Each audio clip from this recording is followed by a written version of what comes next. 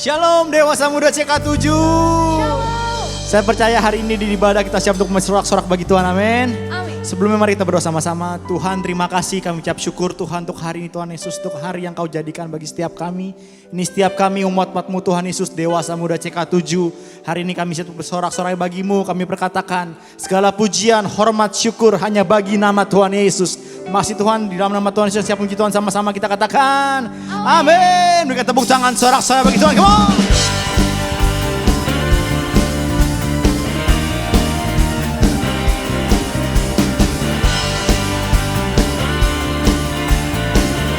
Mari sama-sama katakan, come on. Berjalanlah di depanku dan tuntunku di setiap langkahku. Ku kan selalu berharap padamu, sahabatku, Bapa dan Rajaku. Terimalah semua hormat dan pujian yang ku beri, dan ku bawakan syukur bagi kasih yang sejati. Are you ready? Come on! Semuanya untukmu, semuanya untukmu Tuhan. Pujian syukurku ku serahkan padamu. Semuanya darimu, semuanya untukmu Tuhan. Pujian syukurku ku serahkan padamu.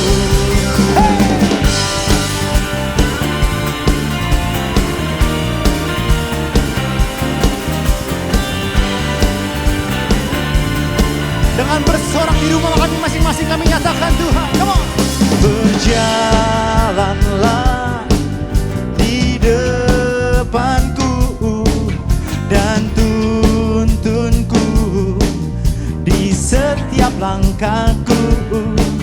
Ku kan selalu berharap padamu, sahabatku, Bapa dan Rajaku.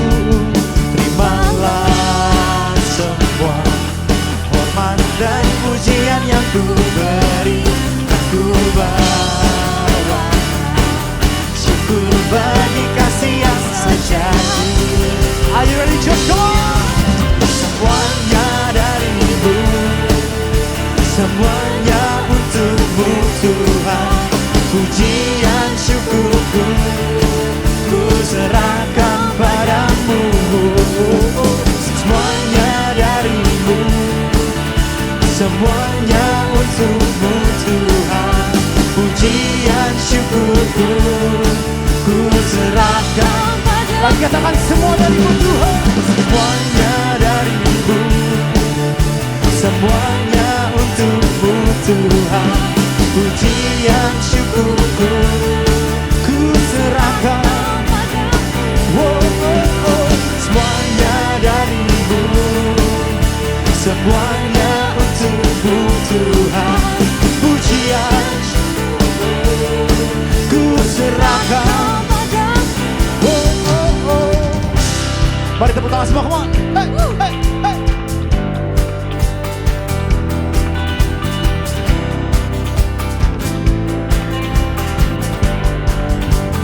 Biar kami nyatakan segala puji, syukur, hormat hanya bagi nama Tuhan Yesus.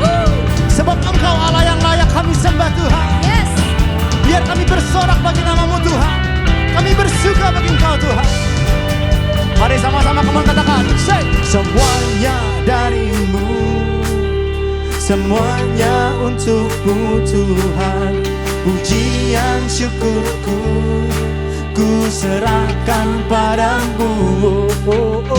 Semuanya darimu, semuanya untukmu Tuhan. Pujian syukurku ku serahkan padamu. Semuanya darimu, semuanya untukmu Tuhan. Pujian syukurku ku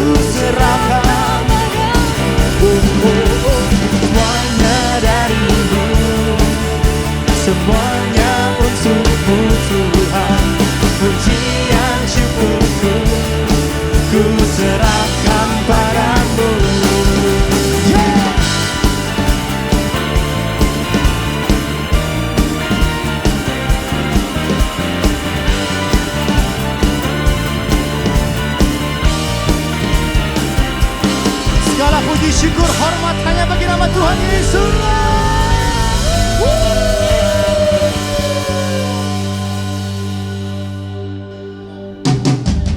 Sungguh Engkau adalah Tuhan kami yang luar biasa Tuhan. Kami telah menang karena Engkau telah menang bagi setiap kami. Terima kasih Tuhan Yesus atas kemenangan-Mu Tuhan. Haleluya. Yes Lord.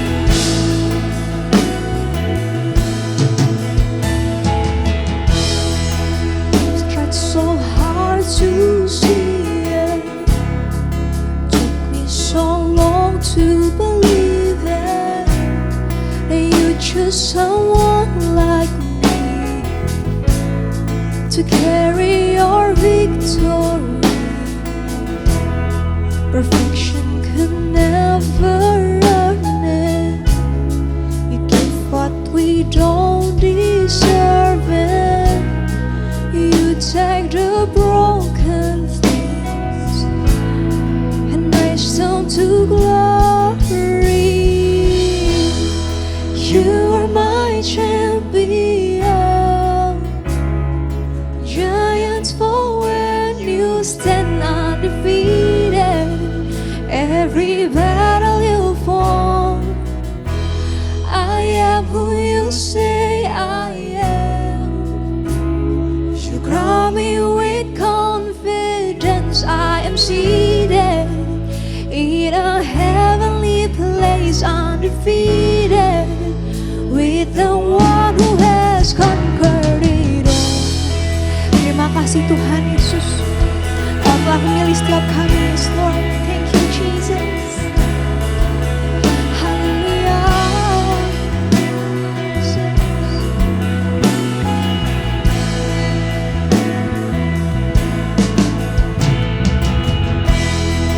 Now I can finally see it.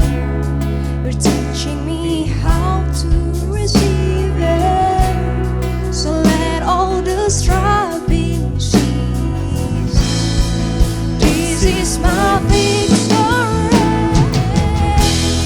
and you are my champion. Giants fall when you stand undefeated. Every battle you won, I am who you say I am. You crown me with confidence. I am seated in a heavenly place, and you are mine. Terima kasih Tuhan Yesus. Giants fall when you stand undefeated. Every battle you fought, I am who you say I am. You crown me with confidence. I am seated in a heavenly place, undefeated, with the one who has conquered it all. Oh, you are. Yes Jesus, Engkau penyelamat setiap kami Tuhan Yesus. Segala pujian hanya bagi nama-Mu Tuhan. Come on church, sing it out, say. When I lift my voice and shout, every walls comes crashing down. I have the authority. Jesus has given me. Say, when I open up my mouth, miracles starts breaking down. I have the authority. Mari sama-sama jemaat Tuhan nyatakan, come on sing. When I lift my, Engkau yang beri kami otoritas Tuhan Yesus. Come crashing down. I have the authority. Jesus has. Mari sama-sama, come on sing. When I open up my mouth, miracles starts breaking.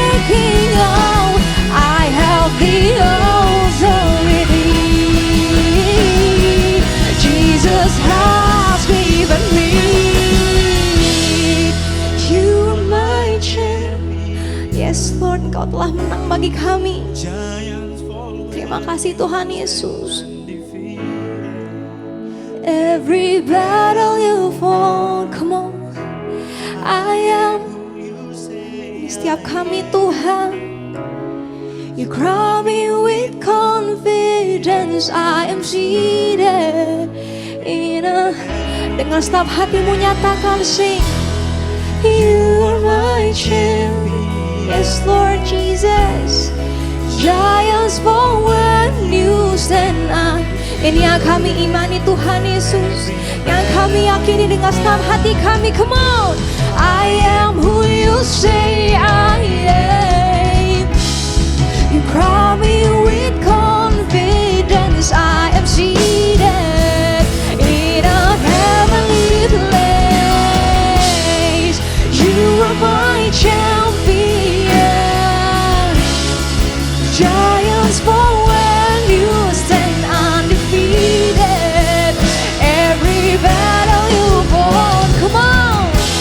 I am who you say I am. You call me with confidence. I am seated in a heavenly place, undefeated, with the one who has conquered it all. Come on, hanya Engkau yang layak terima pujian dari setiap kami Tuhan Yesus. Bertahtalah Engkau atas hidup kami Tuhan. Come on, yes Lord. Terima kasih Tuhan Yesus. Hanya Engkau Tuhan, hanya Engkau. Haleluya. We give you our praises Lord. Hanya Engkau yang kami naikkan Tuhan Yesus. Yes Jesus, hanya namamu yang kami tinggikan. Mari sama-sama jemaat Tuhan. Come on, come on, come on, say. Praise the name of the Lord our God. Lebih lagi nyatakan. Praise His name. Forevermore, for endless days, we will sing your praise. Tuhan setiap kami, Tuhan Yesus serukan. Come on, say. Oh, praise the name of the Lord. Lebih lagi, come on. Oh, praise His name forevermore. For endless days, we will sing your praise. Oh Lord, ini setiap kami umat-Mu Tuhan Yesus. Haleluya. Oh, praise the name of the Lord. Haleluya. Praise His name. Forevermore, for endless days, we will sing your praise. Oh Lord, our haleluya. Hanya Engkau Tuhan Yesus. Say, oh praise the name of the Lord. Oh, praise the name. Forevermore, for endless days, we will sing your praise. Oh Lord, oh praise the name. Come on, oh praise the name of the Lord. Oh praise the name, Jesus. Forevermore, for endless days, we will sing your praise. Oh Lord, oh serukan, oh Lord our God.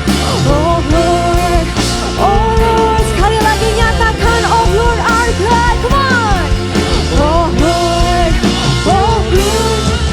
Sorakan haleluya, beri kamu yang terbaik buat Tuhan kita Yesus Kristus.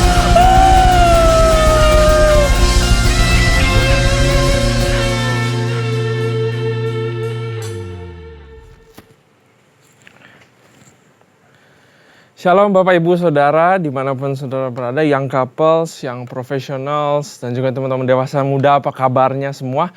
Harapan saya tentu kita semua baik-baik aja, tetap stay safe dan tetap stay healthy. Nah, hari ini kita akan dengar firman Tuhan, tapi sebelum itu saya mau ajak kita untuk berdoa bersama. Tuhan Bapa, kami mau belajar tentang sesuatu hal pada siang hari ini, tentang pengelolaan Tuhan, tentang stewardship, terutama buat kami semua yang bekerja di dunia profesional dan juga buat teman-teman yang berbisnis Tuhan.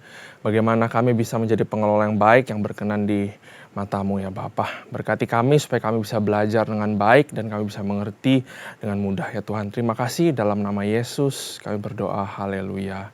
Amin. Nah saudara, kita tema bulan ini itu adalah stewardship. Kata kuncinya adalah stewardship, yaitu dalam bahasa Indonesia adalah penata layanan. Yaitu bagaimana kita belajar untuk menjadi pengelola yang baik. Nah, saudara, stewardship ini artinya kalau kita mau mengerti lebih dalam lagi adalah sebuah tanggung jawab, atau mungkin saya bisa tekankan sebuah tugas untuk memelihara, untuk mengawasi, untuk mengelola dan mengusahakan milik orang lain yang dipercayakan kepada kita. Nah, saya ulangi satu kali lagi, stewardship yang adalah penata layanan dalam bahasa Indonesia adalah memelihara, mengawasi, menjalankan, mengusahakan dan mengelola milik orang lain yang dipercayakan kepada kita supaya milik orang lain ini menjadi lebih baik daripada sebelumnya. Nah, stewardship merupakan sebuah kualitas yang sangat penting untuk kita miliki di dalam kehidupan kita. Ada 3 kualitas sebenarnya, salah satu dalamnya adalah stewardship, yaitu yang pertama ada leadership, relationship, dan ada stewardship. Leadership itu sangat penting. Sebab dalam kehidupan kita harus mempengaruhi orang lain. Dan supaya kita tidak terpengaruh, karena itu kita harus belajar yang namanya leadership. Kita mempengaruhi tentu bukan mempengaruhi secara negatif ya. Tapi mempengaruhi orang supaya orang lebih dekat dengan Tuhan. Supaya orang menjadi lebih baik daripada sebelumnya. Dan yang kedua, relationship sangat penting karena setiap hari kita berhubungan dengan orang lain. Dan kita harus mempunyai hubungan yang baik dan benar, dan kita harus terhubung dengan orang-orang yang tepat kalau kita mau berhasil di dalam kehidupan. Sehingga relationship juga satu pelajaran yang sebenarnya kita harus belajar bersama. Nah, tapi kita nggak belajar itu, yang kita belajar adalah hari ini adalah stewardship. Dan tekanannya adalah bagaimana kita menjadi pengelola yang baik di marketplace. Di dalam saudara berbisnis, di dalam saya bekerja, di dalam kita berelasi dengan customer kita semuanya. Ya. Jadi stewardship in the marketplace itu yang kita akan belajar. Nah, stewardship ini bukan cuman hubungannya dengan bekerja, saudara. Tapi pengelolaan ini areanya sangat luas. Kalau kita nggak bisa, contohnya kalau kita nggak bisa mengelola kesehatan kita, maka kita akan kehilangan kesehatan kita. Kalau kita tidak bisa mengelola pernikahan kita, maka pernikahan kita bisa hancur. Nah, bahkan atlet-atlet juara dunia ya di dalam cabang olahraga, mereka itu bisa hebat, bisa menang karena mereka berhasil mengelola energi. Kapan harus mengeluarkan energi secara banyak, kapan harus menyimpannya, saudara. Nah, kalau saudara perhatikan di dalam Alkitab, Daud bisa sukses diangkat menjadi raja, tapi sebelumnya dia harus melewati satu masa proses stewardship, harus mengelola kambing domba. Mengelola ternak yang dipercayakan kepada dia sebelum dia menjadi raja. Saudara, menjadi gembala itu ya, kambing domba itu bukan satu pekerjaan yang dibangga waktu zaman dulu, dan itu pekerjaan yang membosankan dan monoton. Tapi Daud setia dan melakukannya dengan baik. Yusuf mengelola rumah tangga Potifar sehingga rumah tangganya begitu teratur dan begitu baik. Tapi sayangnya dia dimasukin penjara, tapi di penjara pun dia membantu kepala penjara mengelola. Sehingga akhirnya mau gak mau Tuhan melihat semua itu dan Tuhan mengangkat Yusuf, Tuhan mengangkat Daud di depan publik, dipromosikan oleh Tuhan. Karena itu dari sini sebenarnya kita dapat pattern bahwa pengelolaan yang baik, atau kalau kita jadi a wise steward atau jadi good steward, maka kita sebenarnya sedang diproses untuk kita menunggu satu hari kita dipromosi Tuhan di depan publik. Nah, untuk kita belajar lebih dalam lagi ya, saudara, tentang stewardship, Kejadian 2, kita akan baca bersama di sini. Kejadian 2 ayat 8. Selanjutnya Tuhan Allah membuat taman di Eden di sebelah timur. Disitulah ditempatkannya manusia yang dibentuknya itu. Lalu Tuhan Allah menumbuhkan berbagai-bagai pohon dari bumi yang menarik dan yang baik untuk dimakan buahnya. Dan pohon kehidupan di tengah-tengah taman itu serta pohon pengetahuan tentang yang baik dan yang jahat. Nah, kalau kita lompat ke ayat 15, Tuhan Allah mengambil manusia itu, Adam, dan menempatkannya di dalam Taman Eden untuk apa? Untuk mengusahakan dan memelihara taman itu. Mengusahakan dan memelihara taman itu. Di sini kita ketemukan stewardship.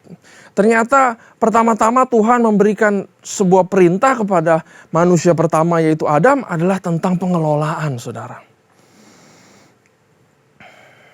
Bukan untuk beranak cucu dulu, tapi untuk mengelola Taman Eden dan mengembangkan, mengusahakan Taman Eden. Mungkin waktu itu Adam bingung. Tuhan udah ciptakan begitu bagus, udah ciptakan begitu indah, wah pohon-pohon apalagi yang bisa diusahakan. Tapi perintah Tuhan itu ya dan amin. Kalau Tuhan bilang bisa lagi diusahakan, pasti bisa berkembang lebih lagi.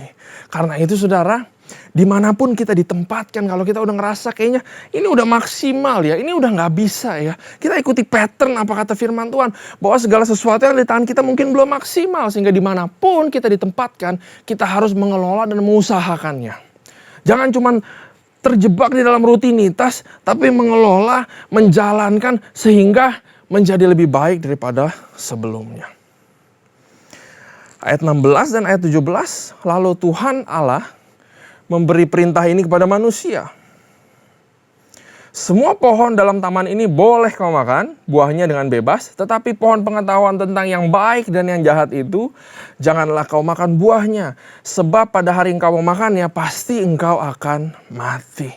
Adam dipercayakan, tapi taman itu milik Tuhan. Karena itu Tuhan kasih satu perintah yang Adam tidak boleh abaikan. Ini adalah satu hal baru mungkin yang menyingkapkan bahwa walaupun Adam dipercayakan Taman Eden, kamu kelola deh. Kembangkan, pakai caramu, pakai kreatifmu. Tapi ada satu yang kamu gak boleh lakukan. Gak boleh makan dari pohon ini. Dia bilang gitu. Ini menyingkapkan kepada kita bahwa walaupun dipercayakan, tapi tetap kepemilikan adalah milik daripada Tuhan. Karena itu kita mengerti sekarang di dalam stewardship, prinsip utama yang harus kita belajar adalah segala sesuatu yang ada di tangan kita itu adalah milik Tuhan. Kita hanya dipercaya untuk mengelolanya. Itu stewardship. Di sini mesti ngerti dulu bahwa apapun itu milik Tuhan. iPad ini mungkin saya beli dengan uang saya. Tapi ini milik Tuhan. Harta saya semua adalah milik Tuhan. Firman Tuhan berkata, semua yang ada di bumi, di bawah langit itu milik Tuhan. Berarti rumah kita juga adalah milik Tuhan. Harta milik Tuhan. Tubuh kita, ini milik Tuhan. Karena itu harus dijaga. Anak-anak yang dititipkan kepada kita, itu milik Tuhan. Kita dipercaya untuk mendewasakan anak kita. Kita dipercaya untuk mengajar anak-anak kita. Tapi itu milik Tuhan. Gereja pelayanan bukan punya kita. Tapi itu punya Tuhan. Karena itu kita mengerti. Kalau kita bekerja di marketplace, di perusahaan saudara atau saudara punya bisnis. Saudara mungkin ada yang merintis bisnis dari kecil ya. Dari wah pakai keringat, pakai darah kalau mau ngomong. Itu tetap milik Tuhan. Kalau sampai sini kita nggak mau setuju bareng apa kata Tuhan, karena itu ya dan amin. Mau saudara pikir itu milik saudara, tapi sebenarnya adalah milik Tuhan. Kita harus mengerti dulu sampai sini supaya kita bisa maju selanjutnya. Nah saudara, Adam diberikan Taman Eden untuk dikelola. Ini ada sebuah cerita Alkitab yang membantu kita mengerti lebih dalam, yaitu tentang perumpamaan talenta. Saudara pasti udah ada yang tahu ya. Ada seorang tuan kasih talenta kepada 3 hambanya, 5, 2, dan 1. Lalu si tuan ini bilang, saya mau pergi ke luar negeri. Kamu tolong usahakan talenta ini. Begitu dia pergi, dia bilang, saya akan nanti kembali katanya. Gitu. Nah, hamba yang 5 talenta, dia menjalankan. Dia berbisnis mungkin. Balik dapat double, dapat 10. Yang 2 juga begitu, double dapat 4. Nah yang satu, dia pikir dia nggak usah mengelola, dia pikir dia nggak usah menjalankan, dia menyimpannya aja, dia memelihara. Baik sebenarnya, dia kubur. Satu, waktu tuannya balik, dia bilang, dia bilang kepada yang 5 sama yang 2, hamba yang baik dan setia. Kamu luar biasa, kamu adalah hambaku yang saya kasihi. Kamu setelah berhasil mengelola dengan baik karena jadi 2 kali lipat ya. Nah tapi yang satu ini bilang, saya takut sama Tuhan. Karena itu saya kembalikan aja yang satu. Nah habis itu Tuhan gak seneng sama dia karena dia tidak menjadi pengelola yang baik. Karena dia hanya memelihara dan dia tidak mengelola. Lalu 1 talenta itu diambil dan dikasih kepada hamba yang sekarang udah punya 10 talenta. Jadi dia punya 11 dan makin banyak dia dapat. Nah saudara, apa yang kita pelajari di sini tentang stewardship? Ya, kita akan kehilangan sesuatu yang kita gak bisa kelola. Kita akan diambil sesuatunya itu apabila kita tidak mau kelola atau kita tidak bisa mengelola dengan baik. Kalau saudara tidak bisa mengelola kesehatan, maka kita akan kehilangan kesehatan. Kalau pernikahan kita tidak kelola dengan baik, maka pernikahan itu akan umurnya pendek. Kalau saudara tidak bisa mengelola resource, sumber daya yang ada di dalam tangan saudara, maka itu akan diambil daripada kita dan hilang daripada tangan kita. Karena itu mengelola menjadi steward ini adalah suatu keharusan. Kita nggak bisa merem sebelah mata, ya udahlah nggak usah, nggak bisa. Karena kita akan kehilangan apa yang tidak bisa kita kelola. Nah, saudara perhatikan pattern yang sama. Adam disuruh mengelola Taman Eden, yang hamba ini juga disuruh mengelola talenta. Yang 2 hamba talenta tadi, mereka mengusahakan, mereka menjalankan, makanya mereka berhasil, ya, mereka mengelolanya dengan baik. Nah, kalau kita lihat di Taman Eden yang tadi, si Adam, Tuhan juga bilang hal yang sama sebenarnya. Allah mengambil manusia itu menempatkan dalam Taman Eden untuk mengusahakan dan memelihara. Saya nggak ada problem dengan kata memelihara, saudara. Tapi Tuhan punya problem. Karena hamba yang 1 talenta tadi, dia memelihara. Tapi Tuhan gak suka. Tuhan suka kita mengelola. Apa artinya di sini? Kenapa ada mengelola dan memelihara? Artinya Tuhan mau nyingkapkan sesuatu buat kita bahwa memelihara itu gampang. Mengelola itu yang susah. Dan cara yang terbaik supaya kita bisa memelihara sesuatu adalah dengan mengelolanya. The best way to keep something is to work it. Saya ulangi 1 kali lagi ya.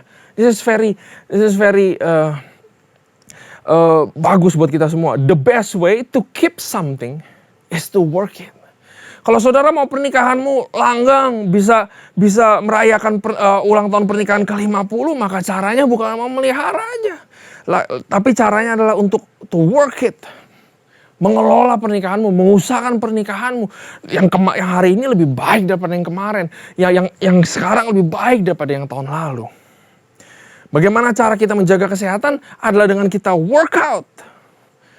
Ya, the best way to keep something is to work it. Kalau saudara mau sehat terus, caranya bukan minum suplemen, bukan diem aja, tapi work your body. Nah itu berolahraga. Ini adalah sesuatu yang kita bisa mengerti daripada stewardship itu, saudara.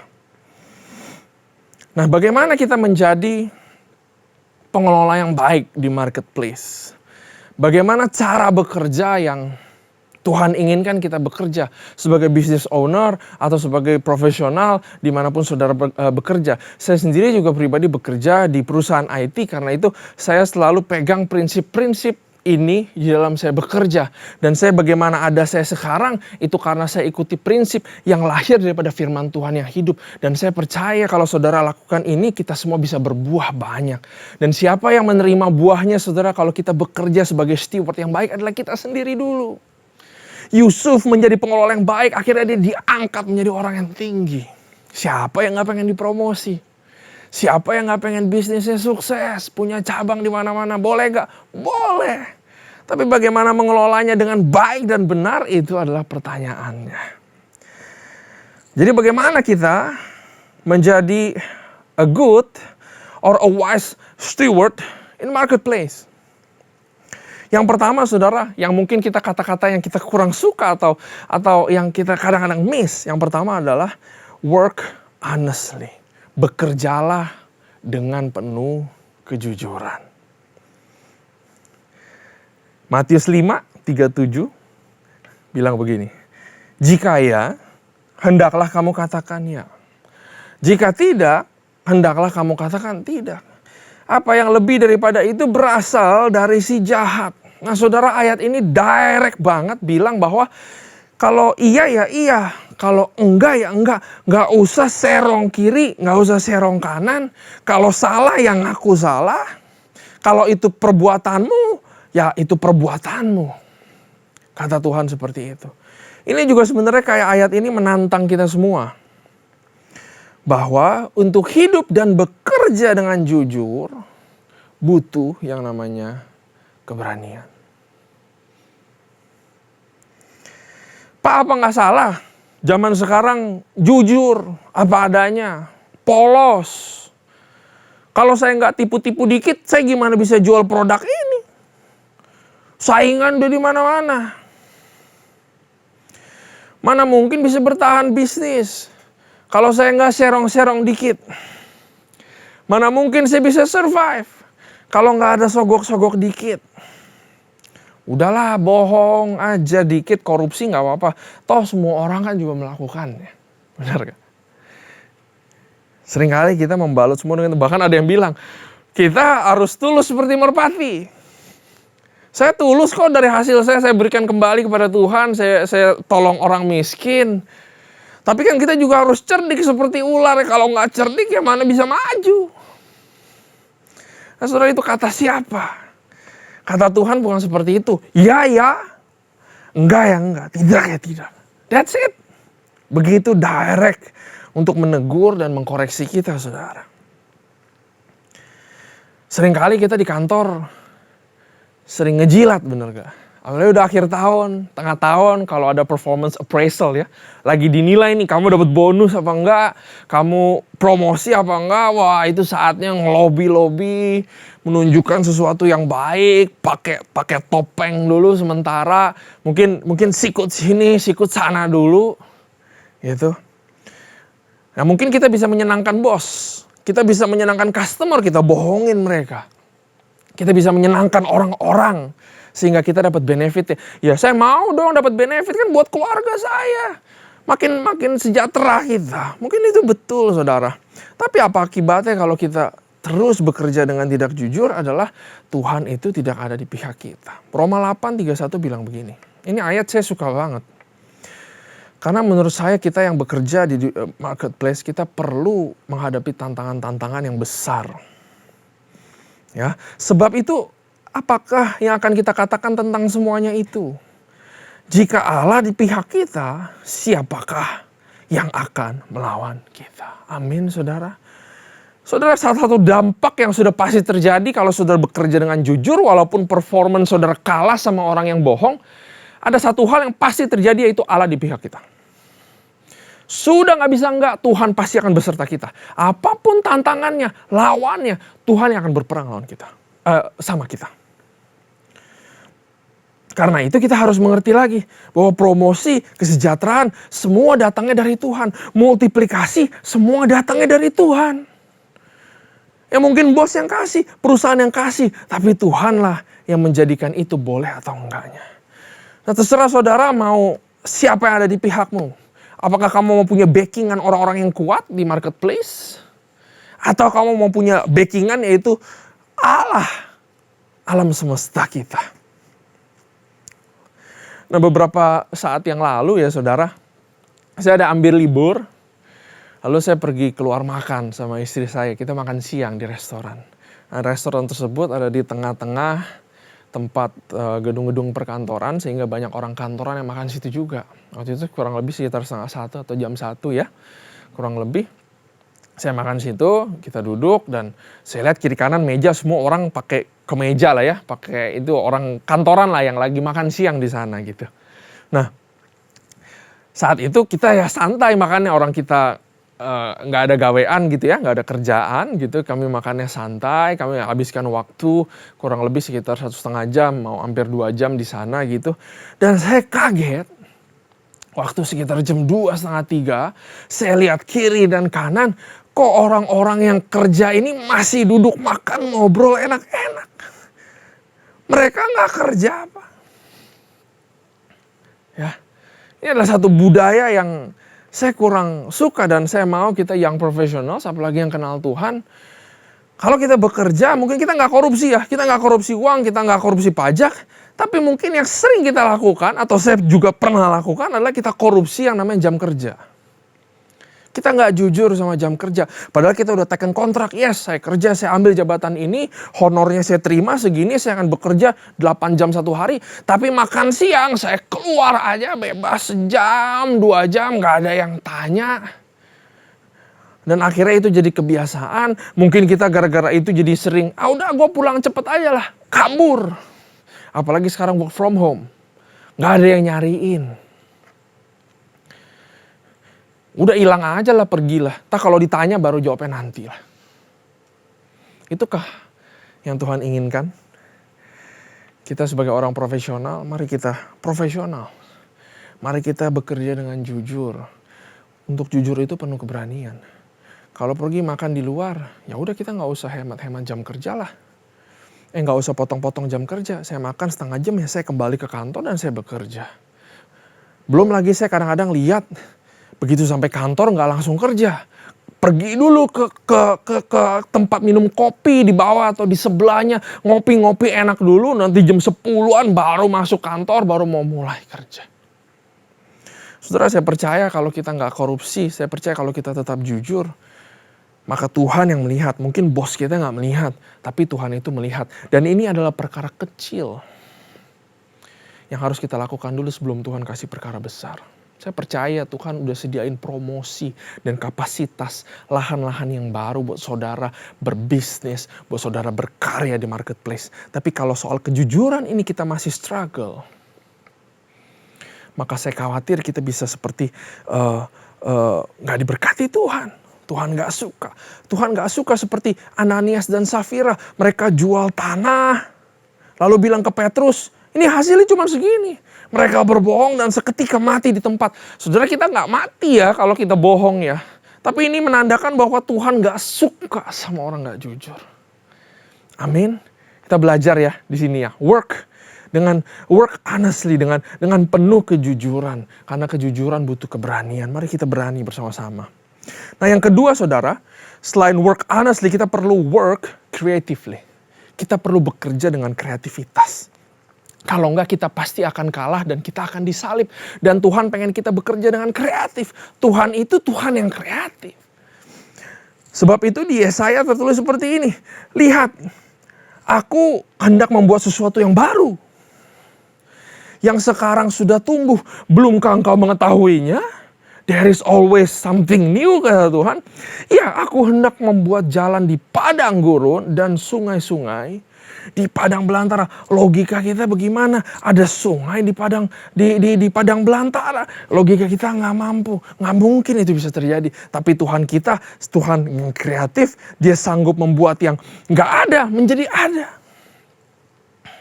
Dan Tuhan yang kreatif ini, Dia pakai tangannya, dia bentuk kita dengan tangan yang kreatif.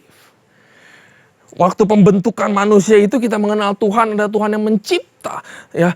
Karena Dia mencipta maka Dia ada Tuhan yang kreatif. Mungkin kita seringnya sukanya Tuhan yang menyembuhkan, Tuhan yang mendatangkan damai sejahtera, Tuhan yang memberikan promosi, mungkin itu semua benar. Tapi dalam konteks ini waktu Dia ciptakan manusia, Dia adalah Tuhan yang kreatif dan Dia hembuskan rohnya kepada kita. Dia taruh rohnya, yaitu creative spirit. Karena saya mau beritahu kepada saudara bahwa di dalam kita hidup roh yang kreatif. Karena kita suka bilang, saya nggak kreatif, saya nggak punya ide, saya cuma bisa jalanin yang apa yang udah dikasih tahu aja. Nggak seperti itu. Kalau kita bilang kita nggak punya kreativitas, itu cuma buat orang-orang yang bertalenta doang, maka kita sebenarnya sedang menyangkal Tuhan, rohnya dalam diri kita. Roh yang kreatif itu ada dalam kita semua. Cuman masalahnya kita nggak bisa mengeluarkan kreativitas itu aja. Kreativitas itu apa sih saudara? Kreativitas itu adalah produk daripada imajinasi atau pemikiran yang diarahkan untuk kita menyelesaikan suatu masalah, untuk kita menciptakan sesuatu, atau untuk kita menjawab kebutuhan dunia. Saya ulangi lagi. Kreativitas adalah produk dari imajinasi atau dari pemikiran yang diarahkan atau diinvestasikan untuk kita menciptakan sesuatu yang baru, untuk kita menjawab masalah, atau untuk menjawab kebutuhan orang-orang di sekitar kita. Itu adalah kreativitas. Nah, saya ada teman, kami udah kenal lama, sekitar 12-13 tahun. Dulu kenal pertama kali waktu saya sedang studi di Berlin, Jerman. Ya. Nama teman saya ini Fernando. Nah, dia ini kalau saya lihat, dia orang yang sangat kreatif, saya pikir. Ya. Dia banyak ide ini apa segala macam, sampai waktu itu kita pelayanan bersama di gereja, dia dikasih pelayanan kreatif ministry. Dia disuruh bikin drama, teater, dia suruh bikin event-event yang menarik ya. Dan benar dia lakukan itu. Dramanya booming waktu itu di kota Berlin. Semua orang ketawa, pesan firman Tuhannya juga nyata. Ada yang nangis, ada yang ketawa-ketawa, luar biasa banget. Bertahun-tahun dia berkreasi dengan keluar sesuatu yang baru, sampai satu hari dia lagi nulis skripsi dan gereja bilang, "Hey Fernando, kamu tolong ngurusin acara Natal ya." Dia bilang, "Wah, saya nggak bisa Bu." Dia bilang, "Saya nggak bisa Pak, karena saya perlu fokus ke studi saya yang udah mau kelar." Lalu saya bilang sama si Fernando, "Bro, lu kan dari lahir udah kreatif ya, udah talented. Apalagi yang lu mau pusingin? Kenapa gak mau melayani gereja? Kan keluar natural." Lalu dia bilang begini, "Enak aja keluar natural." Gue sih kalau dibilang kreatif banget juga, gue gak tahu ya apa itu kreatif. Tapi yang jelas ide itu keluar waktu gue pikirin terus katanya. Waktu gue renungkan terus, gue investasi 1 hari, pikirin 3 jam. Ya istilahnya kalau handphone ini dipikirin, ini bisa jadi apa ya, bisa dikembangkan. Jadi dipikirin terus hari demi hari, cari ide sana sini, dan akhirnya keluar ide ini, dilakukan. Keluar ide itu, dilakukan. Saudara, itu adalah proses sebuah kreativitas. Yaitu pemikiran yang diarahkan terus menerus. Sehingga ide-ide itu keluar. Sehingga roh kreatif yang dalam kita mengalir, memberikan hikmat kepada pikiran kita, dan mengeluarkan ide-ide yang baru. Firman Tuhan berkata begini saudara. Jika besi menjadi tumpul dan tidak diasah, maka orang harus memperbesar tenaga. Tetapi yang terpenting untuk berhasil adalah hikmat.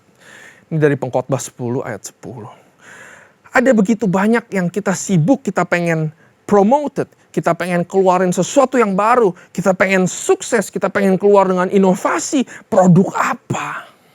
Kita pikir kita bekerja lebih banyak, kita lembur, maka kita akan berhasil. Tapi firman Tuhan bilang bahwa yang berhasil itu adalah hikmat. Dan apa hikmatnya di sini adalah kita dengan melakukan pemikiran yang diarahkan. Kita renungkan, kita imajinasikan, kita invest waktu. Jangan terjebak di dalam rutinitas. Justru kalau kita semakin lembur, banyak kerja, kita gak sempat berpikir. Waktu kita gak berpikir, maka kita akan jadi orang monoton. Kita akan jadi orang yang gak kreatif. Males pikir bikin orang gak inovatif. Ketebak. Habis ini pasti lakuin itu. Habis yang itu pasti yang itu.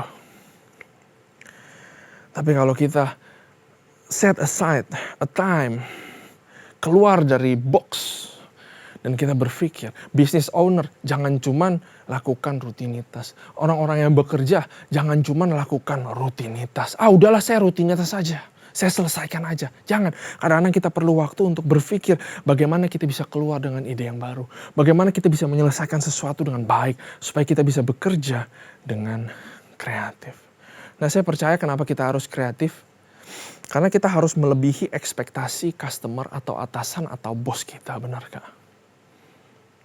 Dan salah satu caranya adalah keluarkan sesuatu yang baru yang sebelumnya belum pernah ada dengan kreativitas. Yang pertama, work honestly, bekerja dengan jujur.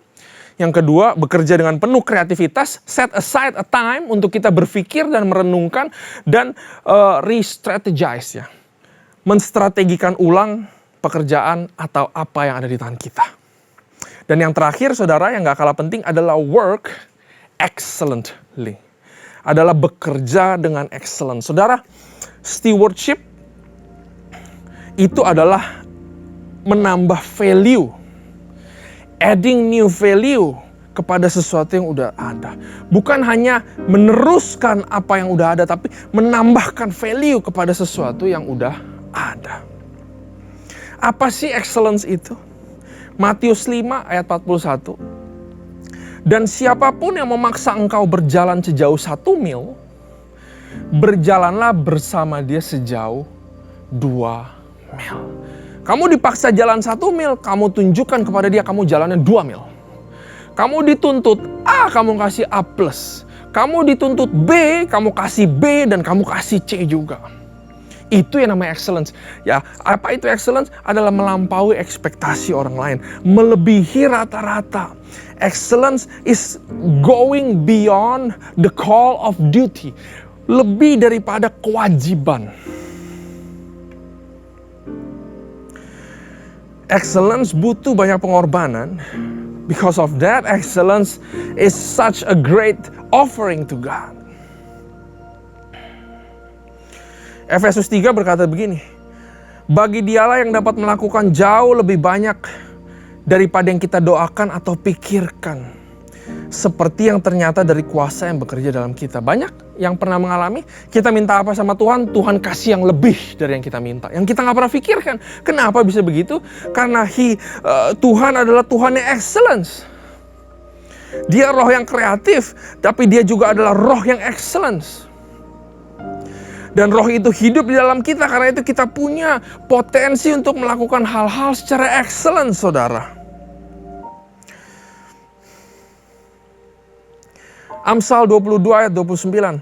Pernahkah engkau melihat orang yang cakap dalam pekerjaannya, cakap excellence dalam pekerjaannya? Di hadapan raja-raja ia akan berdiri, bukan di hadapan orang hina. Saudara, saya pernah lihat orang lamar kerjaan sana sini gak dapat. Tapi saya pernah lihat juga orang yang excellence, dia diem-diem aja tapi ditawarin kerjaan terus. Excellence akan membawa promosi, akan memperbesar kapasitas saudara, mungkin bisnis saudara. Karena kalau saudara excellence, yang mempromosikan saudara itu bukan saudara, orang-orang yang akan bilang sendiri, lu kalau mau beli itu sama toko itu. Lu kalau mau dikerjain bagus, lu cari dia deh. Dia udah mantep banget. Gak perlu kita mempromosikan diri sendiri. Kalau kita excellence, orang-orang akan tepuk tangan buat kita. Orang-orang akan tiup trompet buat kita. People will talk about you. Inilah yang Tuhan inginkan. Kita menjadi excellent steward. Honest steward. Menjadi creative steward. Benefitnya untuk siapa? Pertama pasti akan dapat kita dulu benefitnya, saudara. Inilah yang Tuhan inginkan, bukan kita stay pasif.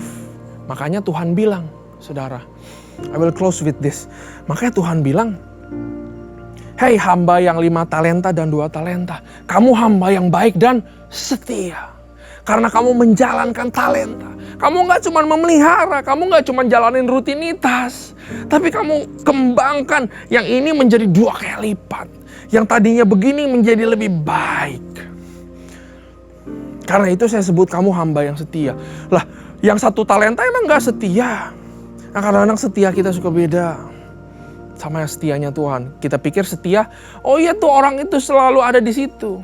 Oh dia ibadah selalu datang, selalu ada, komsel selalu ada. Itu bangkunya di situ, dia duduknya selalu di situ. Dia pasti ada deh, cari aja dia pasti ada gitu. Itu bukan setia yang Tuhan maksud. Setia yang Tuhan maksud adalah gak cuma setia duduk di bangku itu, tapi bangun dan lakukan sesuatu, kontribusi, komitmen, supaya menghasilkan sesuatu yang lebih baik daripada sebelumnya.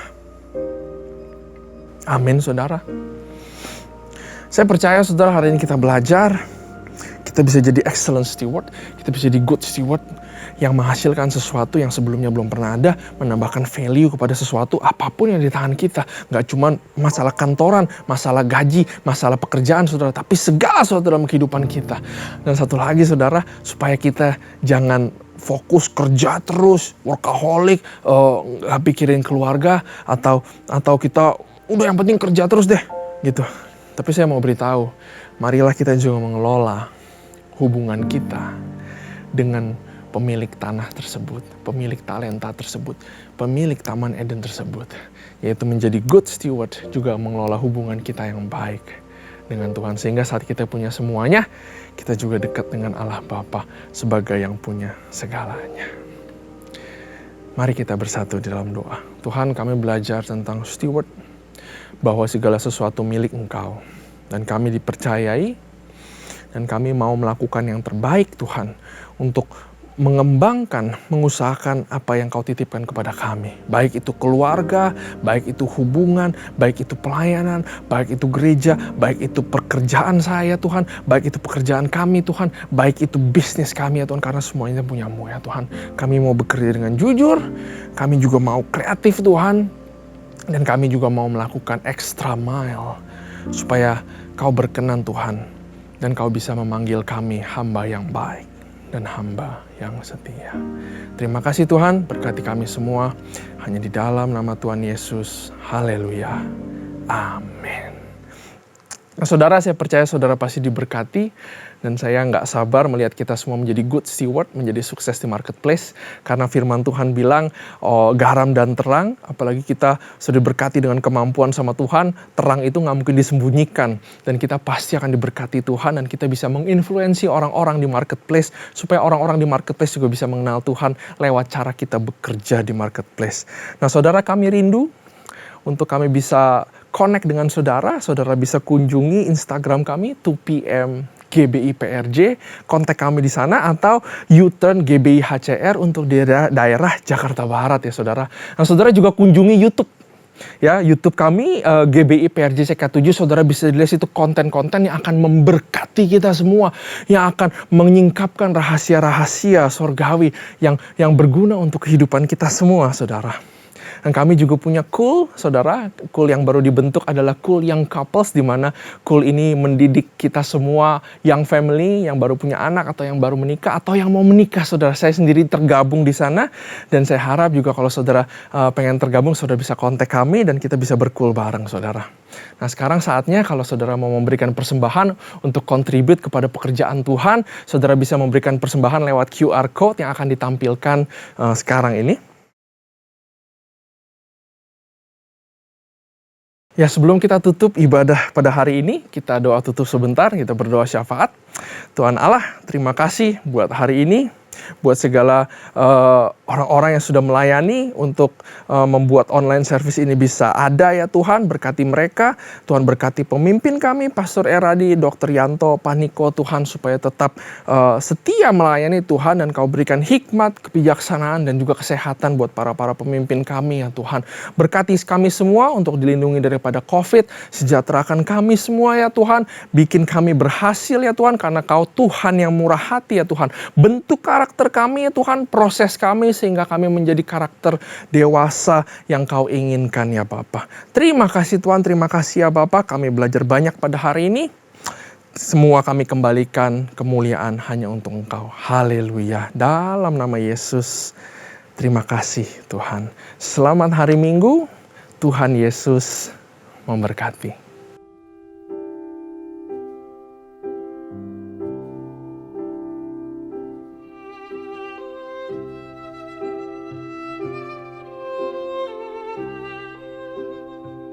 Jemaat Immanuel Emada Kepaka menyampaikan banyak terima kasih kepada Bapak Pendeta Dr. Janto Sikomputera dan seluruh jemaat GBI PJR Group JK7 Jakarta.